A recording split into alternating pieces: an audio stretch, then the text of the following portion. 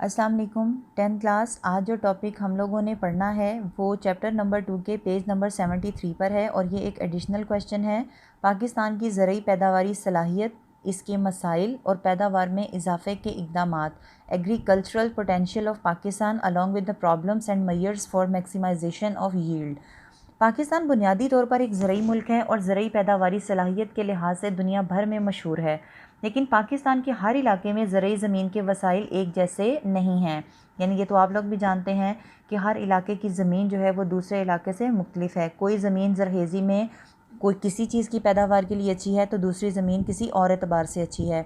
कहीं ज़्यादा ज़रखेज़ ज़रूरी ज़मीन और बेहतरीन मैदानी इलाके, अच्छी आबो हवा, दरिया और ज़ेर ज़मीन बेहतरीन पानी मौजूद है, जबकि कुछ इलाकों में ज़रखेज़ ज़मीन, अच्छी आबो हवा, दरियाओं के पानी और ज़ेर ज़मीन पानी बेहतरीन होने की सहूलतें बहुत कम हैं।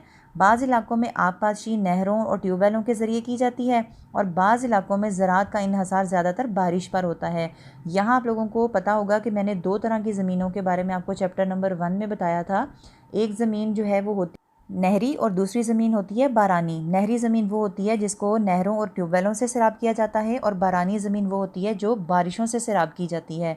इस इलाकाई फ़र्क की वजह से मुख्तलिफ़ इलाकों की ज़मीन की फ़ी एकड़ पैदावार की शरह में भी काफ़ी फ़र्क होता है। ज़रूरी कुदरती सलाहियत के बावजूद पाकिस्तान में अक्सर फ़सलों की फ़ी एकड़ पैदावार कम है। इसकी अहम वजूहात हैं, यानी अब हम ये पढ़ेंगे कि फ़ी एकड़ पैदावार में जो कमी है उसके पीछे वजह क्या है, फ़ी एकड़ औसत पैदावार में कमी की वजूहात क्या हैं।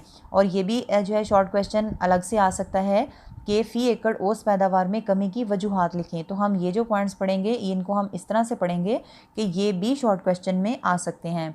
इसमें 3 पॉइंट्स हैं। सबसे पहला पॉइंट इसका है कि हम आज तक ज़रूरी मैदान में ख़ुद कफ़ालत की मंजिल को नहीं पा सके, क्योंकि हमारी ज़राअत पसमानदगी का शिकार है, बैकवर्डनेस है, हमारे जो है वो तरीक़ाकार जो हमारे हैं वो बैकवर्ड हैं। आज तरक्की याफ्ता ममालिक में जदीद तरीन मशीनों के ज़रिए खेती बाड़ी होती है, जबकि हमारे यहाँ ज़राअत के पुराने और रवायती तरीके इस्तेमाल होते हैं, जिससे फ़ी एकड़ औसत पैदावार खातिर ख्वाह उसमें इजाफा नहीं हो रहा।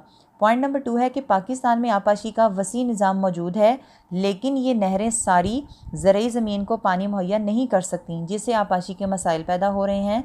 ये भी फ़ी एकड़ औसत पैदावार में कमी की एक वजह है। तीसरा पॉइंट आ गया कुदरती आफात, सैलाब और ज़लज़ले वगैरह, सीमो थोर का मसला, गैर मयारी बीजों और खाद का मसला, किसानों की तालीम याफ्ता ना होने का मसला, ज़रूरी कर्ज़े के हसूल में दुश्वारी का मसला और फसलों की बीमारियां वगैरह भी फ़ी एकड़ औसत पैदावार में कमी की वजूहात हैं।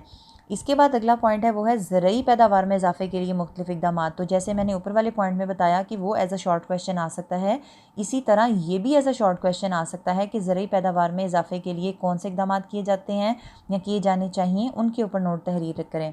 तो इसके 4 पॉइंट्स हैं। पहला पॉइंट है इसका, ज़राअत के शोबे को तरक्की देने के लिए साइंसी बुनियादों पर मुख्तलिफ ज़रूरी आलात और जदीद मशीनों की मदद से खेती बाड़ी को रवाज देना ज़रूरी है। इससे हमारी कौमी आमदनी बढ़ेगी और मुल्क खुशहाल होगा।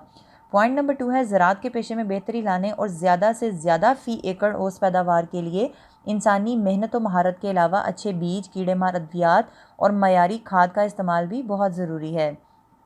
पॉइंट नंबर 3 है पाकिस्तान में नहरी निज़ाम में बेहतरी लाकर आपाशी के मसनूई और जदीद तरीक़ों के ज़रिए फ़ी एकड़ औसत पैदावार बढ़ाई जा सकती है। फिर पॉइंट नंबर 4 आ जाता है कि ज़राअत के मैदान में तहकीक में इजाफे से भी ज़रूरी पैदावार में इजाफा मुमकिन है। तो स्टूडेंट्स, यहाँ पर ये हमारे 3 पॉइंट्स जो मैंने पढ़े हैं, तो इस तरह एक ये लॉन्ग क्वेश्चन भी हम एक्स्ट्रा कह सकते हैं इसको कि हमने तैयार कर लिया। और अगर हम शॉर्ट क्वेश्चन की तरह देखें तो हमने 3 मुख्तलिफ़ तरह से शॉर्ट क्वेश्चंस भी तैयार कर लिए हैं।